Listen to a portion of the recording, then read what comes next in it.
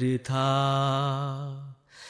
जैसी सुंदर थी वो बस्ती, वैसा वो घर भी सुंदर था। देश बदेश लिए फिरता हूँ, अपने दिल में उसकी कथाएं। मेरे मन में आन बसी है, तन मन धन जिसके अंदर था।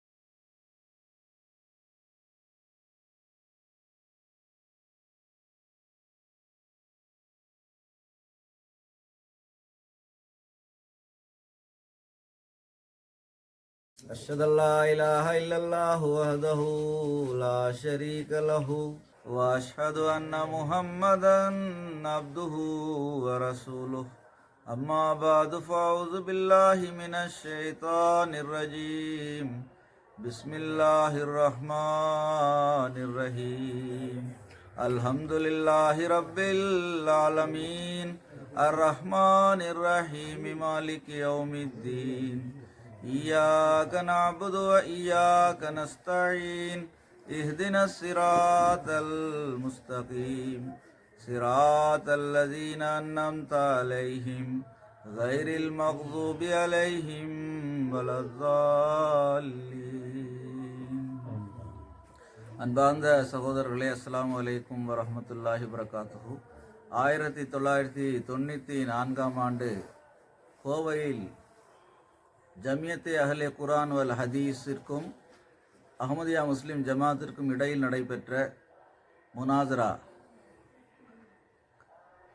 இருவருக்கும் இடையில் 3 தலைப்புகளில் முனாசரா நடைபெற்றது. அப்பொழுது நடந்தது என்ன என்பதை கூறுவதாக இருந்தால் அது 9 நாள் முனாசரா. எனவே அதனுடைய சுருக்கமான விவரங்களை உங்கள் முன் எடுத்து வைக்கின்றேன். அதிலிருந்து உண்மையை அறிய விரும்புகின்ற சகோதரர்களுக்கு நிச்சயமாக அல்லாஹ் வழிகாட்டுவான் என்று நம்புகின்றேன். முனாதரா நடைபெற்று இத்தனை ஆண்டுகள் கழிந்த பிறகு இப்போது 2024ஆம் ஆண்டினுடைய ஜல்சசால்னா ஆண்டு மாநாட்டில் அந்த முனாதராவில் சிறப்பாக வாதம் செய்த ஹாஃபிஸ் முசஃபர் அஹமத் சாஹிப் பாகிஸ்தானிலிருந்து வருகை தந்திருக்கின்றார்கள். அவர்களை அந்த சமயத்தில் முனாதரா நடைபெற்ற சமயத்தில் அதற்கு 4வது கலிஃபத்துல் மசீஹ் அவர்கள் இதற்கென்றே கோவைக்கு அனுப்பி வைத்திருந்தார்கள். அவர்கள் ஹதீஸில் கைதேர்ந்த வல்லுநராக இருந்தார்கள், திருக்குர்ஆனுடைய ஹாஃபிஸாக இருந்தார்கள். தற்போது அவர்கள் இங்கு வருகின்றபோது நடந்தது என்ன என்ற தலைப்பில் ஒரு உரையை நிகழ்த்தினார்கள். அப்போது கோவை முனாதராவில் யாரெல்லாம் பங்கு பெற்றிருந்தார்களோ, யாரெல்லாம் அதற்கு உறுதுணையாக இருந்தார்களோ அவர்களை மட்டும் அந்த தன்னுடைய சொற்பொழிவுக்கு அந்த சபைக்கு அழைத்தார்கள். அதை தவிர கோவை ஜமாத்தை சார்ந்த சகோதரர்கள் அனைவரையும் அழைத்தார்கள். சிலர் அனுமதி கேட்டு தமிழகத்தின் மற்ற பகுதியில் உள்ளவர்களும் வந்திருந்தார்கள். கோவையிலிருந்து வந்த ஜமாத் சகோதரர்களையும் அந்த சபைக்கு அவர்கள் அழைத்தார்கள். அவர்களும் கலந்து கொண்டார்கள். அது போக தமிழகத்தின் பல்வேறு பகுதிகளில் வந்திருந்த ஜமாத் சகோதரர்கள் அன்னாரிடமிருந்து அனுமதி பெற்று அந்த சபையில் வந்து கலந்து கொண்டார்கள். அதில் கோவை முனாதராவின் போது நடந்தது என்ன என்ற தலைப்பில் ஹாஃபிஸ் முசஃபர் சாப் அவர்கள் ஆற்றிய உரையிலிருந்து ஒரு சில விஷயங்களை நான் உங்கள் முன் வைக்கின்றேன். நான் ஏற்கனவே கூறியது போன்று ஒவ்வொரு அமர்வும் ஏறக்குறைய 3 மணி நேரங்கள் நடைபெற்றன. 3 தலைப்புகளில் இந்த விவாதம் நடைபெற்றது. ஒன்று, ஹஜ்ரத் ஈசா அலைஹிஸ்ஸலாம் அவர்கள் உயிருடன் இருக்கின்றார்களா அல்லது மரணித்து விட்டார்கள் என்பது முதல் தலைப்பு. ஹஜ்ரத் நபிகள் நாயகம் ஸல்லல்லாஹு அலைஹி வஸல்லம் அவர்களுக்கு பிறகு நபி வர முடியுமா முடியாதா என்பது 2வது தலைப்பு. 3வது தலைப்பு ஹஜ்ரத் வாக்களிக்கப்பட்ட மஸீஹ் அலைஹிஸ்ஸலாம் அவருடைய உண்மை தொடர்பானதாகும். முதலாவது அமர்வில் நமக்கு எதிரணியில் இருந்த மௌலவி பி ஜைனுல் ஆபிதீன் அவர்கள் நாம் வைக்கின்ற கருத்துக்களை மறுத்து தன்னுடைய வாதங்களை எடுத்து வைத்தாரே தவிர ஈசா அலைஹிஸ்ஸலாம் அவர்கள் உயிருடன் இருப்பதற்கு ஏதாவது சான்றை அவர் வைத்தார் என்றால் அந்த முழு முனாதராவையும் பார்ப்பவர்களுக்கு தெரியும். இறுதி அமர்வில் அவர் ஒரே ஒரு வசனத்தை அதற்கு ஆதாரமாக வைக்கின்றார். அதுவரையில் நாம் என்ன ஆதாரத்தை வைத்தோமோ அதை அவர் மறுத்து கொண்டே இருந்தார். அந்த மறுத்தது எந்த அளவு சரி என்பதை நாம் பார்த்தாலே அவர் எந்த அளவுக்கு அந்த விஷயத்தில் அவருடைய கருத்து திருக்குரானுக்கு ஏற்ப இருக்கின்றதா அல்லது அதற்கு மாற்றமாக இருக்கிறதா என்பதை நீங்கள் புரிந்து கொள்வீர்கள். உதாரணமாக நாம் வைத்த வாதத்தில் நாம் கூறுகின்றோம், சூரால் மாய்தாவினுடைய வசனத்தில் 118வது வசனத்தில் அல்லாஹ் கூறுகின்றான், ஹஜ்ரத் ஈசா அலைஹிஸ்ஸலாம் அவர்களை பார்த்து கேட்கின்றான், நீர் உம்மையும் உமது தாயாரையும் இரு தெய்வங்களாக வணங்கும்படி கூறினீரா? அதற்கு அவர் கூறுகின்ற பதில், மா குல்துலகும் இல்லாமா அமர்த்தனி பி, நீ எனக்கு என்ன கட்டளையிட்டாயோ அதை நான் அவர்களுக்கு கூறினேன். என்ன கட்டளை? அல்லாஹ்வை வணங்க வேண்டும், நம்மையும் எல்லோரையும் படைத்த அந்த இறைவனை வணங்க வேண்டும் என்றே நான் கூறினேன். பிறகு அவர் கூறுகின்றார், குந்து அலைஹிம் ஷஹீதம் மா தும்து ஃபீஹிம், நான் அந்த மக்களில் வாழ்ந்த காலகட்டம் வரை நான் அவர்களுக்கு சாட்சியாக இருந்தேன். எந்த விஷயத்துக்கு சாட்சியாக இருக்கின்றார்? என்னையும் எனது தாயாரையும் இரு தெய்வங்களாக அவர்கள் வணங்கவில்லை என்பதற்கு அவர் சாட்சியாக இருக்கின்றார். அதற்கு பிறகு வசனம் தொடர்கின்றது, ஃபலம்மா தௌஃபைத்தனி, நீ என்னை மரணிக்க செய்த பிறகு என்பது அஹ்மதியா முஸ்லிம் ஜமாத்தினுடைய மொழியாக்கம். பிஜே கூறுகின்ற மொழியாக்கம், நீ என்னை கைப்பற்றிய பிறகு. வசனம் தொடர்கின்றது, குந்த அந்த ரகீப் அலைஹிம், நீயே அவர்களை கண்காணிப்பவனாக இருந்தாய். இந்த வசனத்தில் 2 காலகட்டம் குறிப்பிடப்படுகிறது. ஒன்று மக்கள் மத்தியில் வாழ்ந்த காலகட்டம். மக்கள் மத்தியில் வாழ்ந்த காலகட்டத்தில் தன்னையும் தன்னுடைய தாயாரையும் இரு தெய்வங்களாக வணங்கும்படி அவர் மக்களிடத்தில் கூறவில்லை என்று கூறுகின்றார். அதற்கு பிறகு அல்லாஹுவே கண்காணிப்பவனாக இருக்கக்கூடிய இன்னொரு காலகட்டம். ஹாஃபிஸ் சாஹிப் என்ன கேட்கின்றார் என்றால், இந்த 2 காலகட்டம் திருக்குரானில் குறிப்பிடப்பட்டிருக்கிற 2 காலகட்டத்திற்கு இடையில் என்ன நிகழ்ந்தது என்று கூறுங்கள்.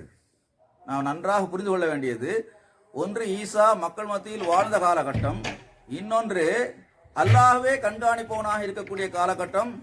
அந்த காலகட்டத்தில் என்ன நடந்தது என்பது பற்றி எனக்கு தெரியாது என்று கூறுகிறார். இந்த 2 காலகட்டங்களுக்கு இடையில் நடந்தது என்ன என்று நீங்கள் கூறுங்கள் என்று ஹாஃபிஸ் சாஹிப் அவர்கள் அந்த வாதத்தை எடுத்து வைக்கின்றார்கள். அப்போது அவர் கூறுகின்றார், அதாவது மக்கள் மத்தியில் அவர் ஒரு காலகட்டத்தில் வாழ்ந்து வருகின்றார். அதற்கு பிறகு அல்லாஹ் அவரை கைப்பற்றி விட்டான். பிறகு கைப்பற்றியதன் காரணமாக மீண்டும் அவருக்கு என்ன நடந்தது என்பது தெரியாது. ஒரு ஆளை கைப்பற்றி அல்லாஹ் தூக்கிட்டான்னா அதுக்கு பிறகு அவருடைய சமுதாயத்தில் என்ன நடந்தது அவருக்கு தெரியுமா? தெரியாது. எனவே அவர் கூறுகின்றார், அல்லாஹ் நீயே கண்காணிப்பவனாக இருந்தாய் என்று அவர் கூறுகிறார் என்று பதில் கூறினார். இப்போது ஹாஃபிஸ் சாஹிப் அடுத்த கேள்வி வைக்கின்றார், என்னவென்றால், உங்களுடைய கூற்றுப்படி அவர் மீண்டும் வருகின்றார், உலகிற்கு மீண்டும் வருகிறார், தன்னையும் தன்னுடைய தாயாரையும் இரு தெய்வங்களாக மக்கள் வணங்குவதை பார்க்கின்றார். பார்த்து விட்ட பிறகுதான் கியாமத் நாள் வருகிறது. கியாமத் நாள் வரும்போதுதான் கேள்வி கணக்கு வருகிறது. அப்போது இறைவனிடத்தில் அவர் தம்மையும் தமது தாயாரையும் தன்னையும் தன்னுடைய தாயாரையும் இரு தெய்வங்களாக வணங்குவதை பார்த்துவிட்டு வந்த அவர் அல்லாஹ்விடத்தில், நான் அவர்களில் இருந்த காலம் வரை நான் அவர்களுக்கு சாட்சியாக இருந்தேன் என்று சொல்ல முடியுமா? வழி தவறவில்லை, அவர்கள் என்னையும் என்னுடைய தாயாரையும் இரு தெய்வங்களாக அவர்கள் வணங்கவில்லை என்பதற்கு நான் சாட்சியாக இருந்தேன் எப்படி கூற முடியும் என்றால், மீண்டும் வரும்போது பார்க்கின்றார், அவரையும் அவருடைய தாயாரையும் மக்கள் இரு தெய்வங்களாக வணங்கி கொண்டிருந்தார்கள். அப்ப இதற்கு என்ன பதில் என்று கூறும்போது அவர் உடனே, இப்போது நாம் பார்க்க வேண்டிய இந்த தவஃபா என்ற வசனம் தான் என்று கூறி ஒரு அரபியில் ஒரு அரை மணி நேரம் தவஃபா யதவஃபா யுதவஃபி என்று கூறி ஒரு அரபியில் நிறைய சொல்லிட்டே போனார். அப்ப இப்படித்தான் அதுக்கு பொருள் எடுக்கணும், அரபி அகராதியில் இந்த தான் பொருள் இருக்குன்னு சொல்லி. அப்ப நாம் என்ன கூறினோம் என்றால், ஒரு வார்த்தைக்கு ஹஜ்ரத் நபிகள் நாயகம் ஸல்லல்லாஹு அலைஹி வஸல்லம் அவர்கள் என்ன பொருள் கொடுத்திருக்கின்றார்களோ அந்த பொருளை நாம் ஏற்பதாக இருந்தால் பிரச்சனையே இல்லை. இப்ப தவஃபா என்ற வார்த்தைக்கு பெருமானார் ஸல்லல்லாஹு அலைஹி வஸல்லம் அவர்கள் என்ன பொருள் கொடுத்திருக்கின்றார் என்று பார்த்தால் விஷயம் முடிந்து விட்டது.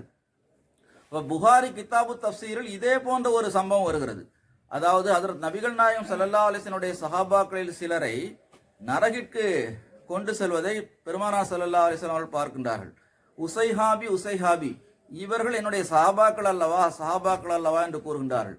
அப்போது அவர்களிடம் கூறப்படுகிறது, உங்களுக்கு பிறகு என்ன நடந்தது என்று உங்களுக்கு தெரியாது. அதாவது ரசூலுல்லாஹ் ஸல்லல்லாஹு அலைஹி வஸல்லம் மரணத்திற்கு பிறகு என்ன நடந்தது என்று உங்களுக்கு தெரியாது. என்ன நடந்தது என்றால், பெருமானார் ஸல்லல்லாஹு அலைஹி வஸல்லம் அவர்களுடைய அந்த நேர்வழி காட்டலுக்கு எதிராக ஏதோ ஒன்று நடந்திருக்கின்றது.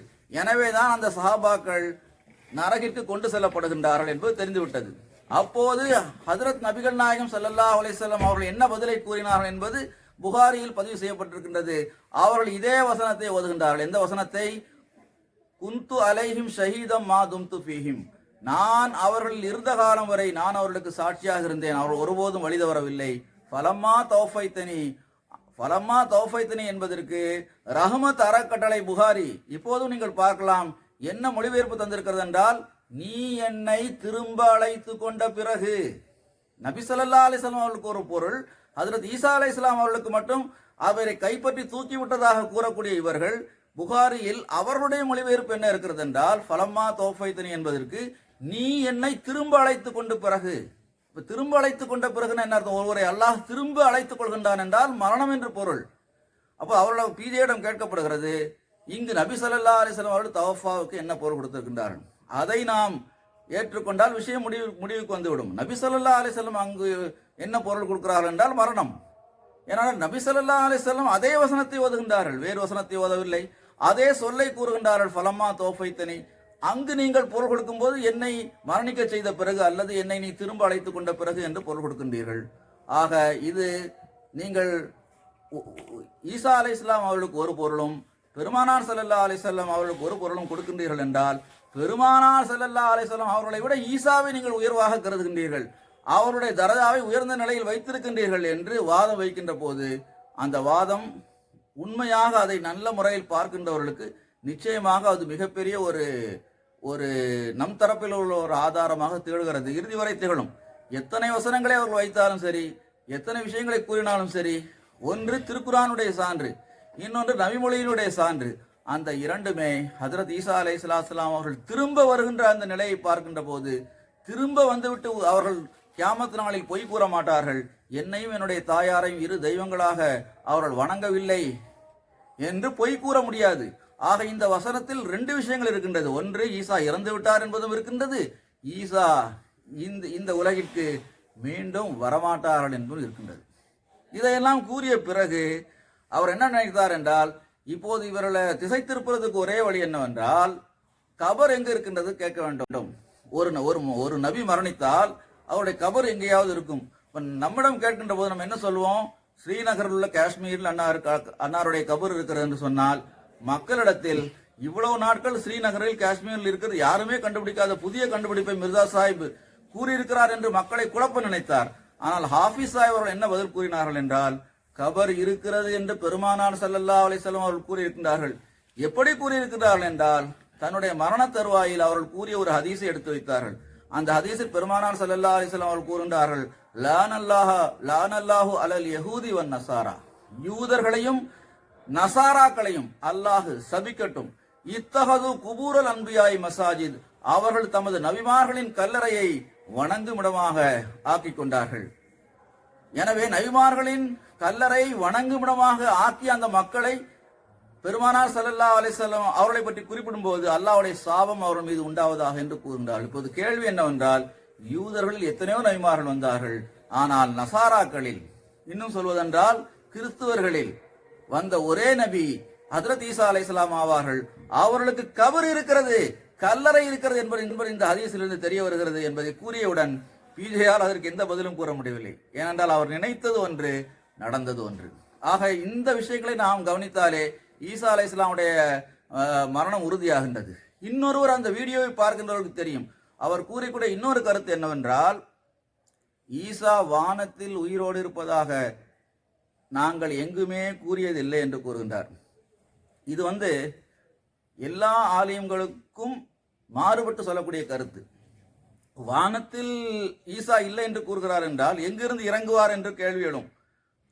அப்போது மோலை உமர் சாஹிப் அவர்கள் கேட்கின்றார்கள், அப்போது இப்போது அவர்கள் எங்கு இருக்கின்றார் என்று நீங்கள் கூறுங்கள்.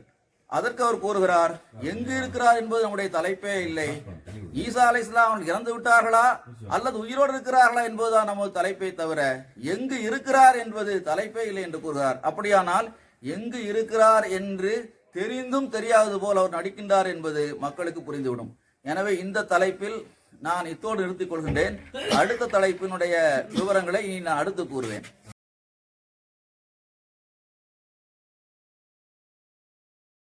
இரண்டாவது தலைப்பு ஹஜரத் நபிகள் நாயகம் ஸல்லல்லாஹு அலைஹி வஸல்லம் அவர்களுக்கு பிறகு நபி வர முடியுமா முடியாதா என்ற தலைப்பாகும்.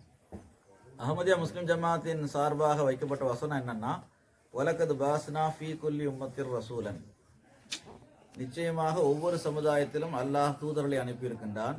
அனியுபுதுல்லாஹ வஜ்தனிபு தாகூத், அல்லாஹை வணங்க வேண்டும், தீய சக்திகளிலிருந்து விலகி இருக்க வேண்டும் என்ற போதனையுடன் ஒவ்வொரு சமுதாயத்திலும் அல்லாஹ் தூதர்களை அனுப்பியதாக கூறுகின்றான். இது அல்லாஹ்வினுடைய மாறாத நடைமுறையாகும். அதாவது ஆதம் நபி அலைஹிஸ்ஸலாம் அவருடைய காலம் தொட்டு இதுவரை எப்போதெல்லாம் மக்கள் அல்லாஹ்வை வணங்காமலும் தீய சக்திகள் மிகைத்தும் இருக்குமோ அப்போதெல்லாம் நபிமார்களை அனுப்புவது அல்லாஹ்வுடைய நடைமுறையாக இருக்கின்றது. அஹ்மதியா ஜமாத்தினுடைய கேள்வி என்னவென்றால், இந்த நடைமுறையை நிறுத்திவிட்டதாக அல்லாஹ் திருக்குரானில் எங்கு கூறுகின்றான்? இதை நீங்க சொல்லுங்க பிஜே சாஹிப் அப்படின்னு சொல்றாங்க. அப்ப என்ன செய்யணும்? அல்லாஹ் நபி அனுப்புறதை நிறுத்திட்டான் அப்படின்றதுக்கு ஆதாரத்தை எடுத்து வைக்கணும். பிஜே ஒரு ஆதாரத்தை கூட வைக்கல. அவர் என்ன சொல்றாரு அப்படின்னா, நீங்க சொல்ற வசனத்துக்கே வரேன் அப்படின்னு சொல்றாரு. அல்லாஹ் ஒவ்வொரு சமுதாயத்திலும் தூதர்களை அனுப்புறதா நீங்க சொல்றீங்க. ஆனா அல்லாஹ் எப்படி சொல்றான்னா, ஒரு சமுதாயத்திற்கு ஒரு தூதரை அனுப்பியதாக சொல்கின்றான். ஒரு சமுதாயத்திற்கு ஒரு தூதரை அனுப்பியதாக சொல்றான்னா அதனுடைய பொருள் என்னன்னா, ஒரு சமுதாயம் இருந்தால் ஒரு தூதர் இருப்பார், ஒரு தூதர் இருந்தால் ஒரு சமுதாயம் இருப்பார். அப்ப மிர்சா சாஹிப் இப்போ தூதரா இருக்காருன்னா அவருக்கு உம்மத்து எங்க, சமுதாயம் எங்க நீங்க காட்டிட்டீங்கன்னு வைங்க, நமக்கு விஷயம் முனாதராவை இன்னைக்கே முடிச்சிடலாம். அவங்க தனிய உம்மத்துப்பா அப்படின்னு டிக்ளேர் பண்ணிட்டு நம்ம என்ன செய்யலாம், முனாதராவை முடிச்சுக்கிடலாம். அப்ப என்ன செய்யணும், நீங்க நான் வைக்கிற வாதம் என்னன்னா, ஒவ்வொரு சமுதாயத்திலும் அல்லாஹ் ஒரு தூதரை அனுப்புவான். அப்ப தூதர் இருந்தா உம்மத்து இருக்கணும், உம்மத்து இருந்தா தூதர் இருக்கணும் சொல்லிட்டு உலக உதாரணத்துக்கு போறாரு. அது தேவையில்லை. நமக்கு ஒரு ரேஷன் கடைனா 10 கிலோ சக்கரை, 10 கிலோ சக்கரைனா ரேஷன் கடை இருக்கணும் இப்படி. அப்ப ஆபீஸா என்ன பண்றாருன்னா, அப்போ ஒரு சமுதாயத்திலே 2 தூதர்கள் வந்ததை நான் காட்டுறார். எப்படின்னா, மூசா அலைஹிஸ்ஸலாம் அவர்களும் ஹாரூன் அலைஹிஸ்ஸலாம் அவர்களும் ஒரே சமுதாயத்தில் 2 தூதர்கள். 2 பேருக்கும் தனித்தனி ஷரியத் இருக்காது இல்லையா, ஒரு ஷரியத் தான் இருக்கும். அப்போ ஒரே சமுதாயத்தில் 2 தூதர்கள் வந்திருக்கின்றார்கள். பிஜே என்ன சொல்றாருன்னா, எதை அல்லாஹ் விதிவிலக்காக சொல்லியிருக்கின்றானோ அதை நம்ம ஏற்றுக்கொள்ளணும். இதுக்கு புரியணும்னா உலக உதாரணத்துக்கு வராரு. எப்படின்னா, டிராஃபிக் ரூல்ஸ் இருக்குது. டிராஃபிக்ல வரிசையா கார்கள்லாம் போயிட்டு இருக்கும். ஆனா கவர்னர் என்ன ஆகும், கவர்னருக்கு தனியா அவர் போகலாம். அப்போ அதுக்கு ஒரு விதிவிலக்கு இருக்கு. அதே மாதிரி ஒரு சமுதாயத்திற்கு ஒரு தூதர் தான் வரணுன்றது பொது விதி. ஆனா அல்லாஹ் எங்கெல்லாம் விதிவிலக்கா சிலதை சொல்லியிருப்பானோ அதெல்லாம் விதிவிலக்குன்னு எடுத்துக்கிடணும். இப்போ ஒன்றும் இல்லை, இப்போ மிர்சா சாஹிபுக்கு தனி உம்மத்து இருக்குது அப்படின்னு அல்லாஹ் குரான்ல சொல்லியிருந்தான்னா எடுத்து வைங்க, அப்ப விஷயத்தை முடிச்சுக்கலாம் அப்படி சொல்லி நம்ம சொல்லக்கூடிய ஆதாரத்தை மறுத்து தான் வண்டி ஓட்டுறாரு. அப்போ அடுத்து இவங்க என்ன சொல்றாங்கன்னா, சரிங்க 3 தூதர் வந்ததா சூரா யாசின்ல இருக்குது. 2 தூதர்கள் அல்லாஹ் ஒரு சமுதாயத்துக்கு அனுப்புறான். அதுல ஒருத்தரை கொன்னொன்ன அல்லாஹ் சொல்றான், ஃபஅஸ்ஸஸ்னா பி சாலிசின், 3வது ஒரு நபரை அனுப்பி நாம் அவரை வலுப்படுத்தினோம். அப்போ ஒரே சமுதாயத்தில் 3 தூதர் வந்திருக்கின்றார்கள் சொல்லும்போது அதுவும் விதிவிலக்கு. சொல்லும்போது ஆபீஸா என்ன சொன்னார்னா, இனி இவருக்கு விதிவிலக்கு சாஹிப் என்று நாம் பேர் வைக்கலாம். திருக்குறான் ஒரு கருத்து சொல்லும் போது அது விதிவிலக்குன்னு சொன்னா என்ன அர்த்தம்? அப்போ பொது விதி ஒண்ணு விதிவிலக்கு ஒண்ணு சொல்லிவிட வைக்கிறதுக்கெல்லாம் விதிவிலக்குன்னு சொல்லிட்டு போனா அப்ப அவர்கிட்ட ஆதாரம் இல்லைன்னா அதுக்கு அர்த்தம் அப்படின்னு சொல்லி இவருடைய வாதம் போயிட்டே இருக்குது. இறுதியாக ஆபீஸா ஒரு ஆயுதத்தை எடுத்து வச்சார். அதுல அவருக்கு டோட்டல் அடி. அது என்ன விஷயம்னா, நபிகள் நாயகம் ஸல்லல்லாஹு அலைஹி வஸல்லம் அவர்கள் மொத்தமே 70 உம்மத் தான் இருக்கின்றார்கள் என்று சொன்னக்கூடிய ஒரு ஹதீஸ். மொத்தமே 70 உம்மத்துனா அப்ப என்ன அர்த்தம் சொன்னா, இப்ப 70 உம்மத்தா இருக்குன்னா 70 நபி தான் வந்திருப்பாங்க இல்லையா? 70 நபினா 70 நபிக்கும் 70 ஷரியத்தை காட்டணும். ஆனா இவங்களே சொல்றது 4 ஷரியத் தான். குர்ஆன், இன்ஜீல், தபூர் இது அப்படின்னு சொல்றாங்க இல்லையா? அப்போ இவங்களே 4 ஷரியத் சொல்லும்போது இப்ப 70 உம்மத்து இருக்குன்னா 70 தூதர் 70 ஷரியத்தை காட்டணும் ஒண்ணு. இல்லைன்னா என்ன நினைக்கணும்னா 70 என்பது வந்து ஒரு இப்போ தமிழில் வந்து நூற்றுக்கணக்கான ஆயிரக்கணக்கான அப்படின்னு சொல்கிற மாதிரி அரபியில் சபீன மர்ரத்தன் 70 அப்படின்னு சொன்னால் நிறையன்னு அர்த்தம். அப்போ நிறைய சமுதாயத்தை தூதர்கள் வந்திருக்காரு அப்படி தான் அதுக்கு பொருள் கொள்ளணும். 70 அப்படின்னு நீங்கள் நிற்கிறதா இருந்தால் நீங்கள் சொல்கிற வாதத்துக்கே நான் வரேன். அப்போ மொத்தமே 70 நபிமார் தான் உலகத்தில், உலகம் தோன்றிய நாள் முதல்ல இன்னைக்கு வரைக்கும் 70 நபிமார் தான் வந்திருக்காங்களா? அப்போது 70 நபிமார்கள் தான் வந்திருக்காருன்னா 70 சரியத்தையும் காட்டணும். அப்படி சொன்னோன்னா அவர் பிஜே என்ன சொன்னார்னா, அந்த சனதை தாங்க, அறிவிப்பாளர் வரிசை சரியாக இருக்கான்னு நான் பார்க்கணும் அப்படின்னார். உடனே ஹாஃபிஸாக என்ன பண்ணாங்க, ஹதீஸை எடுத்து கொடுத்துட்டாங்க கையில், அறிவிப்பாளர் வரிசையை நீங்கள் பார்த்துக்கிடுங்கன்னு. அப்போது அந்த பக்கம் ஃபோக்கஸ் பண்ணுறாங்க லைட்டை, 10 நிமிஷமாக தேடுறாரு. இது ஆஃப் ஆயிடுச்சு. 10 நிமிஷமாக தேடுறாரு. என்ன தேடுறாரு அப்படின்னா, அறிவிப்பாளர் வரிசையில் யாராவது ஒருத்தன் பலகீனமான ஒருத்தன் கிடச்சிட மாட்டானா அந்த வச்சு அந்த ஹதீஸை மறுக்கலான்னு சொல்லி. ஆனால் அவர் பார்த்ததுல எதுவுமே கிடைக்கல. கடைசியில் அவர் சொன்ன விஷயம் என்னன்னா, இதில் இப்னு ஹம்தான்னு ஒருத்தர் வரார். இதில் இந்த அறிவிப்பாளர் வரிசையில் அவரை பற்றி என்ன சொல்லப்பட்டிருக்குன்னா, ஷேகுன் சாலிஹுன், நல்ல மனிதர்னு சொல்லப்பட்டிருக்கு. அதே சமயத்தில் அவருக்கு ஆசிரியரும் இல்லை மாணவரும் இல்லை என்பதும் சொல்லப்பட்டிருக்கிறது. அப்போ அவருக்கு ஆசிரியரும் இல்லை மாணவரும் இல்லைன்னா அந்த அறிவிப்பை வந்து நம்ம எப்படி எடுத்துக்கிறது? அந்த அறிவிப்பை நாம் எப்படி எடுத்துக்கிறது? ஒரு பலகீனமான அறிவிப்பை தான் நம்ம எடுத்துக்குவோம் அப்படின்னு சொல்லிட்டு அந்த ஹதீஸை தள்ளுறாரு. சொல்லிட்டு அவர் என்ன சொல்றாருன்னா, இப்போ நான் 10 நிமிஷம் இவங்களுக்கு காதியானிகளுக்கு டைம் தரேன், அவங்க வந்து இதை மறுக்கணும்னா மறுக்கலாம்னு சொல்றாரு. ஹாஃபிஸ் சாஹிப் என்ன சொன்னாங்கன்னா, இந்த விஷயத்தை பொதுமக்கள் புரிந்து கொள்வார்கள், நாங்கள் திருப்பி சொல்ல வேண்டிய அவசியமே இல்லை, அறிவிப்பாளர் வசதி இந்த எல்லாமே சரியா இருக்கு, ஒருத்தரை பற்றியும் நல்ல மனிதர்னு குறிப்பிடப்பட்டிருக்கு, அவருக்கு ஒஸ்தாதும் இல்லை ஆசிரியரும் இல்லை மாணவரும் இல்லை என்பதன் காரணமாக அந்த ரிவாயத்தை வந்து பொய் என்று சொல்கிறீர்கள் என்றால் பொதுமக்கள் இதை வந்து என்ன செஞ்சுவாங்க, முடிவு பண்ணிக்கிடுவாங்க அப்படின்னு விவாதம் முடியுது. அவர் சொன்ன இன்னொரு விஷயம் என்னன்னா, அப்படியே வந்து நீங்க வந்து என்கிட்ட ஆதாரம் கேட்குறீங்க, அதாவது நீ வந்து நாங்க சொல்றதெல்லாம் மறுத்தாம்பா வண்டி ஓட்டுற, நீ சொல்ற கருத்துக்கும் ஆதாரம் வை அப்படின்னு திருப்பி திருப்பி கேட்குறீங்க. அதாவது ரசூலுல்லாஹ்க்கு பிறகு எந்த நபியும், நபிகள் நாயகம் ஸல்லல்லாஹு அலைஹி வஸல்லம் பிறகு எந்த நபியும் வரமாட்டார் என்பதற்கும் ஆதாரம் வைங்க நம்ம கேட்குறோம் இல்லையா? அப்போ பிஜே சொல்றாரு, நீங்க நினைக்கிற வசனத்தை எல்லாம் வைக்க மாட்டேன், நம்ம நினைக்கிற வசனம் எடுத்து ஹாத்தமன் நபின்னு எடுத்து வைப்பாரு இல்லையா? ஹாத்தமன் நபின்னு அப்போ நபிமார்கள் முத்திரை தான் பொருள் இல்லை, நபிமார்களுக்கு இறுதியானவர் இல்லை நம்ம நிரூபிச்சுட்டு அவுட் அவர். அதுதான் முதல்ல பீடிகை சொல்றாரு, நீங்க நினைக்கிற வசனம் எல்லாம் வைக்க மாட்டேன், நான் வைக்கிற வசனம் என்னன்னா சொல்லிட்டு ஒரு வசனம் சொல்றாரு. என்னன்னா, இந்த திருக்குரான் யாருக்கு இறங்கி இருக்கிறதோ அவருக்கும், இந்த திருக்குரான் யாருக்கெல்லாம் சென்றடைகிறதோ அவருக்கும் நீர் தான் எச்சரிப்பாளர் அப்படின்னு நபிகள் நாயகம் ஸல்லல்லாஹு அலைஹி வஸல்லம் அவர்களை பற்றி அல்லாஹ் சொல்றான். நல்லா புரிஞ்சுடுங்க, இந்த திருக்குரான் வந்து ரசூலுல்லாஹ்க்கு இறங்கினது, ரசூல் ஸல்லல்லாஹு அலைஹி வஸல்லம் தோன்றிய அந்த சமுதாயத்துக்கு இறங்கியது இல்லையா, உலக மக்களுக்கு இறங்கிய குரான்.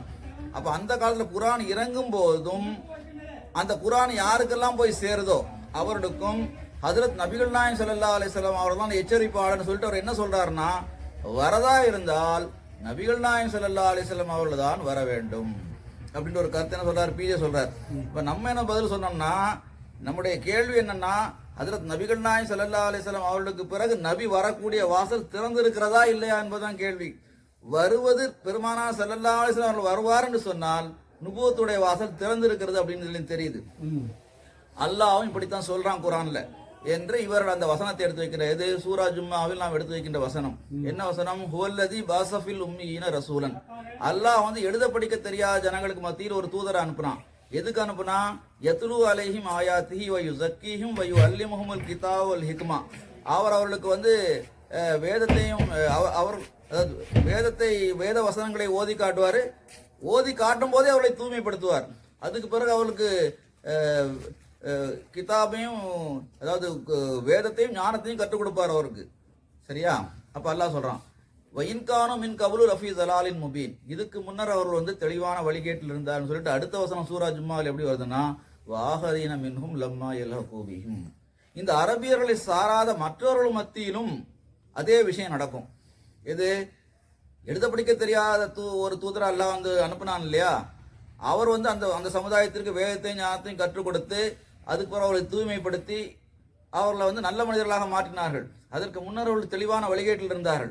பிறகு அல்லாஹ் சொல்றான், இந்த அரபியர்களை சாராத மற்றவர்கள் மத்தியிலும் யார் வருவா, பெருமானார் ஸல்லல்லாஹு அலைஹி வஸல்லம் அவர்கள் தான் வருவார்கள் என்று தான் சஹாபாக்கள் கருதி இருந்தார்கள். ஏன்னா சஹாபாக்கள் கேட்ட கேள்வியில அந்த பதில் வருது. புகாரில் ஹதீஸ் வருது. இந்த வசனத்துக்குள்ளே தஃப்சீர்ல வருது. சஹாபாக்கள் என்ன கேட்கின்றார்கள் என்றால், மன்ஹும் யா ரசூலுல்லாஹ், நீங்களே வருவதாக சொல்லப்பட்டிருக்கிறது, அந்த சமுதாயம் எது என்று தான் கேட்கின்றார்கள். ஆள் யாருன்னு கேட்கல அவங்க. ஏன்னா அவங்களுக்கு தெளிவாக தெரியுது, இந்த வசனப்படி நபி ஸல்லல்லாஹு அலைஹி வஸல்லம் தான் திரும்ப வர போறான்னு தெரியுது. அவர் பெருமானார் ஸல்லல்லாஹு அலைஹி வஸல்லம் அவர்கள் சொன்ன பதில்ல தான் யார் வர போறான்னு நமக்கு தெரியுது. சஹாபாக்கள் கேட்டது என்னது? மன்ஹும் யா ரசூலுல்லாஹ், அந்த சமுதாயம் எது? நபி ஸல்லல்லாஹு அலைஹி வஸல்லம் 3 முறை கேட்ட பிறகும் அவங்க பதில் சொல்லல. 3வது முறை கேட்கும்போது என்ன சொன்னாங்க? லவ்கானல் ஈமானு இந்த சுரையா, ஈமான் கார்த்திகை நட்சத்திரம் அளவில் சென்று விடக்கூடிய அந்த காலகட்டத்தில் லனாரஹு ரஜுலுன் மின் ஹாவுலாயி, இந்த இவர்களை சார்ந்த, அதாவது அந்த இடத்துல சல்மான் ஃபாரிசி ரலியல்லாஹு அவர்கள் மட்டும்தான் அரபியர் அல்லாத ஒருத்தர் உட்கார்ந்துருக்காருன்னா, அது சல்மான் பாரசீகத்தை சார்ந்த சல்மான் ரலியல்லாஹு மட்டும்தான் சபையில் இருக்காரு. மற்றவங்க எல்லாம் அரபி சமுதாயத்தை சேர்ந்தவர்கள். அவருடைய தோளில் கை வச்ச ரசூலுல்லாஹ் சொல்றாங்க, ஈமான் கார்த்திகை நட்சத்திரம் அளவில் சென்று விடக்கூடிய காலகட்டத்தில் இவருடைய வம்சத்திலிருந்து ஒருவர் அல்லது பலர் அந்த இழந்து போன ஈமானை மீண்டும் கொண்டு வருவார்கள். அப்ப அந்த பதில்ல எல்லாம் முடிஞ்சு போச்சு. என்னது? யார் வருவா? நான் வரமாட்டேன், என்னுடைய அடிமையாக இருக்கக்கூடிய ஒரு வருவார். அவர் பாரசீக வம்சத்தை சார்ந்தவராக இருப்பார். எந்த காலகட்டத்தில் வருவார்? ஈமான் கார்த்திகை நட்சத்திரம் அளவில் போகக்கூடிய ஒரு காலகட்டத்தில் வருவார். இப்ப எதை திருப்பி கொடுக்கறதுக்காக வராரு? ஈமான திருப்பி கொடுக்கறதுக்காக வரார். புதிய ஷரியத்தை கொண்டு வர போறதில்ல, புதிய கிதாபை கொண்டு வர போறதில்ல, புதிய கிபிலா கிடையாது. ரசூலுல்லாஹ் ஸல்லல்லாஹு அலைஹி வஸல்லம் உம்மத்துல வருவார். நபி ஸல்லல்லாஹு அலைஹி வஸல்லம் அவர்கள் எந்த ஈமான் கார்த்திகை நட்சத்திரம் அளவில் சென்று விட்டதாக சொன்னாங்களோ அந்த ஈமானை கொண்டு வரதுக்காண்டி அவர் வருவாருங்க. இது நாங்க சொன்ன பதில் இல்ல, பெருமானார் ஸல்லல்லாஹு அலைஹி வஸல்லம் அவர்கள் சொன்ன பதில். இப்ப நீங்க என்ன சொன்னீங்க? வந்தா ரசூலுல்லாஹ் தான் வரணும்னு சொன்னீங்க. ரசூலுல்லாஹ்ட்ட கேட்கும்போது, குர்ஆன் வசனத்துல பார்க்கும்போது ரசூலுல்லாஹ் வர மாதிரி தான் இருக்குது. நபி ஸல்லல்லாஹு அலைஹி வஸல்லம் புகாரில் இருந்து ஹதீஸ் சொன்ன விளக்கத்துல அவருடைய உம்மத்திலிருந்து ஒருவர் வருவதை பற்றி குறிப்பு இருக்கிறது என்று நம்முடைய விவாதம் அங்கு முடியுது. அப்ப 2 விஷயம். ஒன்று நபித்துவத்துடைய வாசல் திறந்திருக்கிறது என்பதற்கு நாம் சான்று வைத்து விட்டோம். வரக்கூடிய நபர் யார் என்பதையும் நாம் தெளிவாக சொல்லிட்டோம். அப்ப அதனால அவருடைய அந்த வாதம் அங்கு இல்லாமல் ஒண்ணுமில்லாம ஆயிடுது. 2வது 70 உம்மத்து என்று அவர் சொன்ன அந்த விஷயம் ஒண்ணுமில்லாத ஒரு விஷயத்தை சொல்லியிருக்கிறார். அந்த ஹதீஸ் அவருக்கு பாதகமாக அமைந்திருப்பதை நாம் சுட்டி காட்டுகின்றோம். இந்த வகையில் இந்த 2வது வாதமும் அஹ்மதியா முஸ்லிம் ஜமாத்திற்கு சாதகமாகவே அமைந்தது.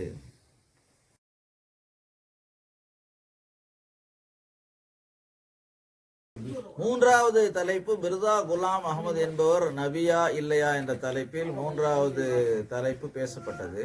அஹ்மதியா முஸ்லிம் ஜமாத்தின் சார்பாக வைக்கப்பட்ட வசனம் என்னவென்றால், ஹஜரத் நபிகள் நாயகம் ஸல்லல்லாஹு அலைஹி வஸல்லம் அவர்கள் ஒரு உண்மையான நபி என்பதற்கு திருக்குர்ஆன் என்ன அளவுகோலை சொல்லுதோ, பெருமானார் ஸல்லல்லாஹு அலைஹி வஸல்லம் உண்மைக்கு குர்ஆன் என்ன அளவுகோல் சொல்லுதோ அதான் எல்லா நபிமார்களுக்கும் பொருந்தும்.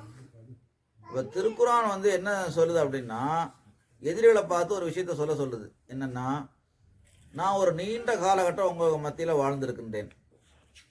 அந்த நீண்ட காலகட்டத்தில் நான் ஒரு பொய்யோ அல்லது ஏமாற்றுதலோ அல்லது தெம்மாடித்தனமோ எதுவுமே நான் பண்ணது கிடையாது. அப்ப 40வது வயதில் தான் நபிகள் நாயகம் ஸல்லல்லாஹு அலைஹி வஸல்லம் அவர்கள் தான் நபி என்று சொல்கின்றார். அப்ப அதற்கு முன்னுள்ள வாழ்க்கையில அவர்கள் ஒரு நீண்ட காலம் மக்கள் மத்தியில வாழ்ந்திருக்கின்றார்கள் இல்லையா? இப்போ அல்லாஹ் அதை எடுத்து சொல்றான். சூரா யூனுஸ்ல அந்த வசனம் வருகிறது. எப்படி வருதுன்னா, ஒரு நீண்ட காலகட்டம் நான் உங்கள் மத்தியில் வாழ்ந்து வந்தேனே, நீங்கள் சிந்திப்பது இல்லையா அப்படின்றதான் வசனம். இப்போ நீண்ட காலகட்டத்தை மக்கள் மத்தியில் வாழ்ந்ததை ஏன் ரசூலுல்லாஹ் ஸல்லல்லாஹு அலைஹி வஸல்லம் சொல்றாங்க அப்படின்னா, இவ்வளவு காலம் இந்த 40 வருட காலம் உங்கள் மத்தியில் வாழ்ந்த என்னை பார்த்து நீங்க என்ன சொன்னீங்க? அஸ்ஸுதூக், இவர் தாங்க உண்மையாளர், இவர் பொய்ய சொன்னதே இல்லை என்று அந்த மக்கள் சாட்சி சொல்லி இருக்கின்றார்கள். பெருமானார் ஸல்லல்லாஹு அலைஹி வஸல்லம் அவர்கள் இதை நிரூபிக்கிறதுக்கு இன்னொரு விஷயத்தையும் செய்யறாங்க. என்னன்னா, ஒரு மலை அடிவாரத்தில் மக்கள் எல்லாம் ஒன்று கூட்டிட்டு அவங்கள்ட்ட கேட்குறாங்க. என்ன கேட்குறாங்கன்னா, இந்த மலைக்கு பின்னால ஒரு பெரிய படம் உங்களை தாக்க இருக்குது அப்படின்னு நான் சொன்னா நம்புவீங்களா? கண்டிப்பா நம்புவோம். ஏன்னா முகம்மது இதுவரை எந்த பொய்யும் சொன்னதில்லை. அவர் மலைக்கு பின்னாடி ஒரு படை தாக்குறதுக்கு வருதுன்னு சொன்னார்னா அதான் உண்மைன்னு நம்புவோம். அதை வாங்கிட்டு ரசூலுல்லாஹ் சொல்றாங்க, இறைவன் என்ன வந்து இப்போ தூதராக அனுப்பியிருக்கின்றான், எச்சரிப்பாளராக அனுப்பியிருக்கின்றான்.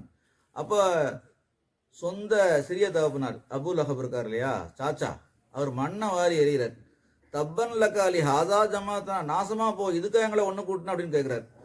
அன்று வரைக்கும் நபி ஸல்லல்லாஹு அலைஹி வஸல்லம் அவர்கள் உண்மையாளர், உண்மையை தவிர வேறு எதையுமே சொன்னதில்லை என்று சொன்ன அபூ லஹப் அது வரைக்கும் ஏற்றிருந்த அவர் வந்து இந்த செய்தியை சொன்ன, அதாவது இறைவன் தரப்பிலிருந்து நான் ஒரு எச்சரிப்பாளராக வந்திருக்கின்றேன் அப்படின்ற செய்தியை சொன்ன உடனே என்ன செய்யறாரு, நாசமா போய் இதுக்காக எங்களை ஒன்று கூட்டினேன் அப்படின்னு சொல்றாரு.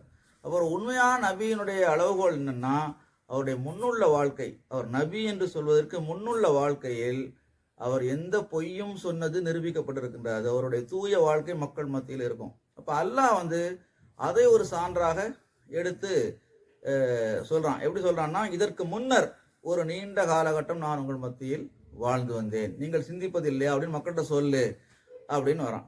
பிஜே அதுக்கு என்ன பதில் சொல்றாருன்னா, அல்லாஹ் வந்து முன்னுள்ள வாழ்க்கைய பார்க்க சொல்லியிருக்கான்னா அதுக்கு என்ன அர்த்தம்னா பின்னாடி உள்ள வாழ்க்கை அதை விட தூயதாக இருக்கும் என்பதனால தான் அல்லாஹ் என்ன சொல்றான், முன்னுள்ள வாழ்க்கையை பாருன்னா. அதனால பின்னாடி உள்ள வாழ்க்கைய பார்க்க கூடாது அப்படின்னு கிடையாது, பின்னாடி உள்ள வாழ்க்கை அதை விட தூயதாக இருக்க வேண்டும் அப்படி சொன்னோன்னே ஐயூப் மௌலா அதுக்கு பதில் சொல்றாரு என்னன்னா, அல்லாஹ் சொல்றான், நீ ஒரு நபியுடைய உண்மையை தெரியணும்னா அவருடைய நபித்துவவாதத்திற்கு முன்னுள்ள வாழ்க்கையை பாரு, பின்னாடி அவர் நபி என்று வாதம் செய்த பிறகு அவர் ஏதாவது பொய் சொன்னாரு அல்லது ஏமாத்தினார் அப்படின்னா அதை நீ பார்க்க வேண்டாம், நான் பார்க்குவேன், நான் அவரை பிடிச்சிருவேன் அப்படி சொல்லிட்டு வசனம் வைக்கிறாங்க. என்னன்னா அல்லாஹ் சொல்றான், யாராவது ஒருத்தர் வந்து இட்டு கட்டி பொய் சொன்னா, வலவு தக்கவல அலைனா பாதல் அக்காவில், ஏதாவது ஒரு சில வசனங்களையாவது ஒருத்தர் வந்து இட்டு கட்டி பொய் கூறினால் லஹதுனா மின்ஹு பில் யமீன்,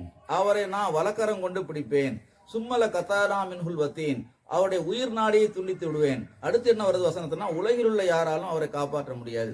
அப்ப பின்னாடி உள்ள வாழ்க்கையில அவர் ஏதாவது தவறு ஏமாற்று பண்ணி இருந்தார்னா அதை நான் பார்த்துக்கிறேன், நான் அவரை பிடிச்சுக்கிடுறேன். உடனே நீ பார்க்க வேண்டிய என்னது, மின் கபுலிஹி, இதுக்கு முன்னாடி உள்ளதை பார். ஒரு உண்மையான நபிக்கு முன்னாடி உள்ள வாழ்க்கை எப்படி பார்.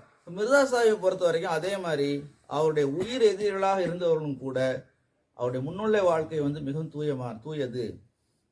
முகமது ஹுசைன் பட்டாலவி என்பது எல்லாருக்குமே தெரியும், அஹ்லே ஹதீஸினுடைய மிகப்பெரிய மௌலவி. இந்தியா முழுவதும் பயணம் செய்து ஹதரத் வாக்களிக்கப்பட்ட மஸீஹ் அலைஹிஸ்ஸலாம், அதாவது மிர்சா குலாம் அஹ்மதுக்கு எதிராக குஃபர் ஃபத்வா வாங்கினவர், காஃபிர்னு ஃபத்வா வாங்கினவர்.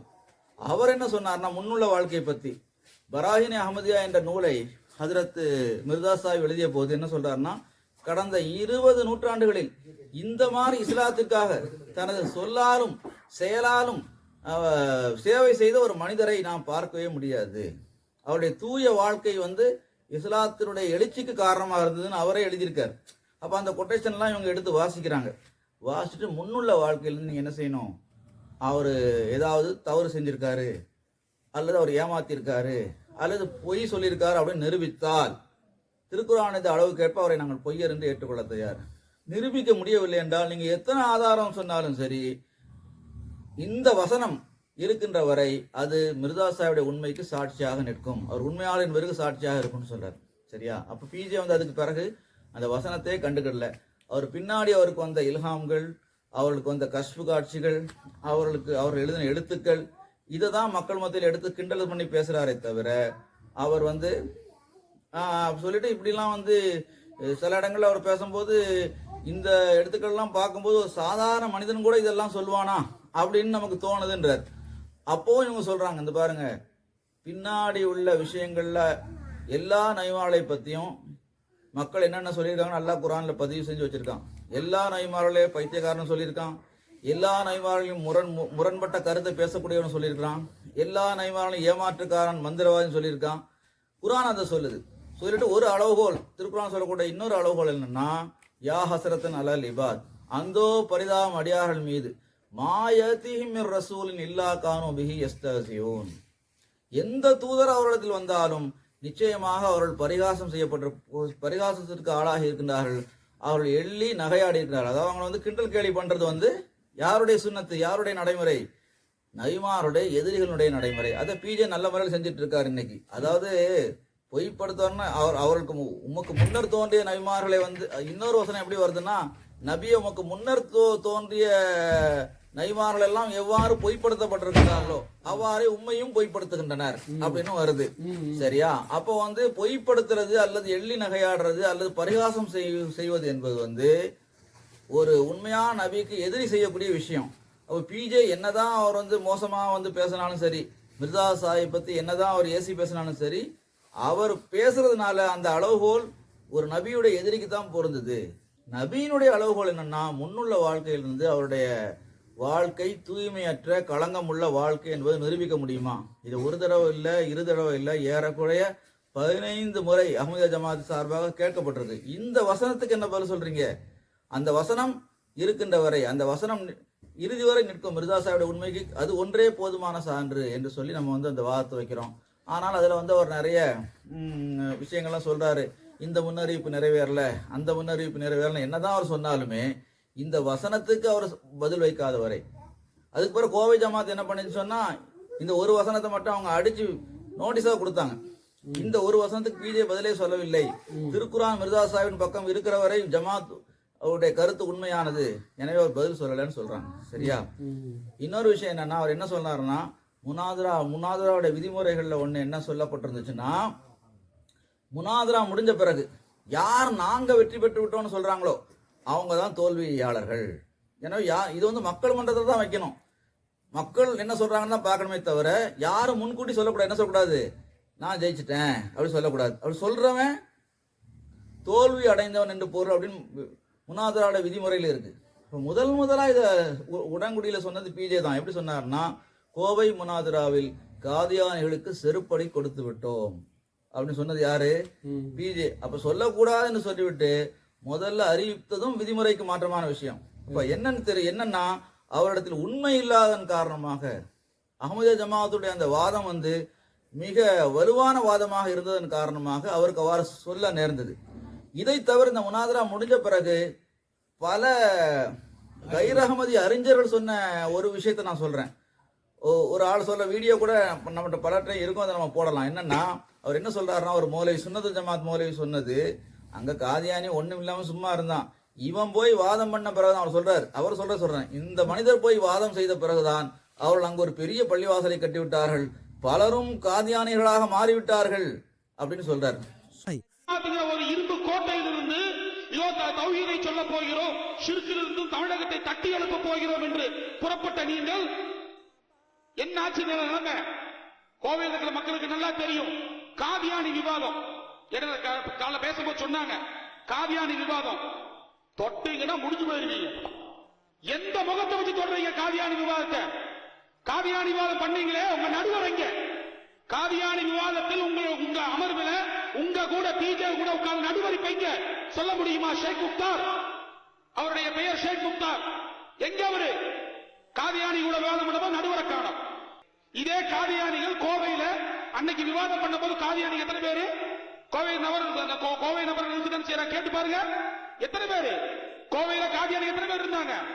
5 பேர் 10 பேர். கேரளாவில இருந்து ஆளை கொண்டு விவாதமே நடத்துறாங்க ஆர்வி ஹோட்டல்ல. இன்னைக்கு காதியானிகள் 500 பேர் கோவையில. வளர்ச்சிக்கு யார் காரணம்? உங்களுடைய விவாத டிவிடி காரணம். நான் ஒரு உதாரணம். எனக்கு கொடுத்தாங்க இலவசமா டிவிடிய. அங்க போகக்கூடிய எல்லாத்துக்குமே என்னன்னு விசாரிக்க போனாலே, கொள்கை விசாரிக்க போனாலே, இந்தாங்க நாங்க பிஜே கூட வாதம் பண்ணியிருக்கோம். அணியின் தலைவர் பேசும்போது ஒரு வார்த்தையை சொன்னார், நாங்கள் காதியானிசத்திற்கு எதிராக வாதம் நடத்தினோம் என்று சொன்னார். உண்மை உங்களுக்கு தெரியுமா? அந்த வாதம் நடந்தது, விவாதம் நடந்தது கோயம்புத்தூரில். கோயம்புத்தூரில் அந்த விவாதம் நடக்கும் போது அந்த கோயம்புத்தூரில் ஒரு காதியானியும் கிடையாது. இப்போது கோயம்புத்தூரில் 400 காதியானி உண்டு. அந்த விவாதம் நடக்கும் போது கோயம்புத்தூரில் காதியானிக்கு பள்ளி இல்லை. இப்போது கோயம்புத்தூரில் காதியானிக்கு பள்ளி உண்டு. அந்த விவாதத்துடைய வீடியோ கேசட்டை வைத்துதான் காதியானிகள் அவர்களுடைய மதத்தை பரப்பிக் கொண்டிருக்கிறார்கள். சாட்சி உண்டு, கோயம்புத்தூரை சேர்ந்த கண்காணிப்பாளர் கோவை ஃபைசல். சும்மா கடந்த சங்க ஊதி கெடுத்தான ஆண்டி என்பது போன்று இவர் போய் இந்த விவாதத்தை செய்தனால அங்க காதியானிகள் வளர்ந்து விட்டார்கள் அப்படின்னு சொல்றாரு. அதான் உண்மை. ஏன்னா அதற்கு பிறகு எத்தனை பேர் ஜமாத்தில் வந்திருக்கின்றார்கள் என்பதை ஹாஃபிஸ் சாஹிப் அவர்கள் வீடியோ மூலம் எடுத்திருக்காரு ஃபுல்லா. யார் யாரெல்லாம் அதுக்கு பிறகு கோவை ஜமாத்தில் வந்து பைய செய்தார்களோ அவருடைய புகைப்படமும் எடுக்கப்பட்டிருக்கிறது. அது இன்ஷா அல்லாஹ் அனுப்பி தரப்பட்டது, அதை நம்ம வைக்க தயார். அப்ப என்னன்னா அவர் பக்கம் உண்மை இல்லை. ரெண்டாவது, அவர் என்னென்ன விஷயங்கள் ஹஜ்ரத் வாக்களிக்கப்பட்ட மசீஹ் அலைஹிஸ்ஸலாம் அவர்கள் தொடர்பாக, மிர்சா சாஹிப் தொடர்பாக கூறியிருக்கின்றார்களோ அதை பற்றி அதே போன்ற வார்த்தை இன்று அவருக்கு எதிராகவும் பயன்படுத்தப்படுவதை நாம் பார்க்கின்றோம். அதாவது அயோக்கியன், நவுதுபில்லா, காமுகன், பெண் பித்தன் என்று எதையெல்லாம் அவர் மிர்சா சாஹிப்புக்கு எதிராக கூறினாரோ அத்தனை சொற்களும் இப்போது அவரை பின்பற்றக்கூடிய அல்லது அவருக்கு எதிராக இருக்கக்கூடியவர்கள் அதே சொற்களை கொண்டு அவர்கள் அழைப்பதை நாம் பார்க்கின்றோம். ஆக இந்த முனாதரா என்பதும் கூட ஹஜ்ரத் வாக்களிக்கப்பட்ட மசீஹ் அலைஹிஸ்ஸலாமுடைய ஒரு இல்ஹாம் நிறைவேறியதற்குரிய ஒரு அடையாளமாகும்.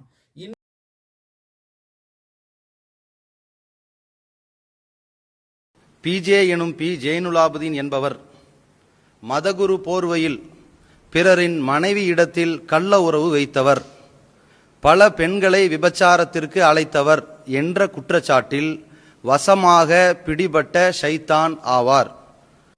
அருவருக்கத்தக்க பேச்சுக்களால், ஆபாச வார்த்தைகளால் முஸ்லிம் அறிஞர்கள் பற்றிய கண்ணியத்தை சீர்குலைத்தவர். இஸ்லாமிய ஷரியத்தில் திருமணம் செய்வதற்கே தடை செய்யப்பட்டவர்களுடன் கள்ள உறவு வைத்த காம வெறி பிடித்தவர்.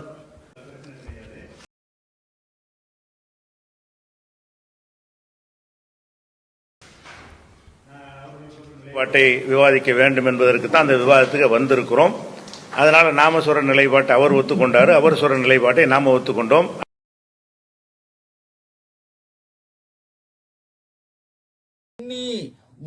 முஹீனுன் மன்னராதே ஹானத்தக்க, உம்மை ஒருவர் எதனை கொண்டு இழிவுபடுத்துவாரோ அதனை கொண்டே நான் இழிவுபடுத்துவேன் என்ற வாக்குறுதி இல்ஹாம் மூலமாக, இறை அறிவிப்பு மூலமாக மிர்சா குலாம் அஹ்மத் காதியானி அலைஹிஸ்ஸலாம் அவர்களுக்கு சொல்லப்பட்டிருக்குது.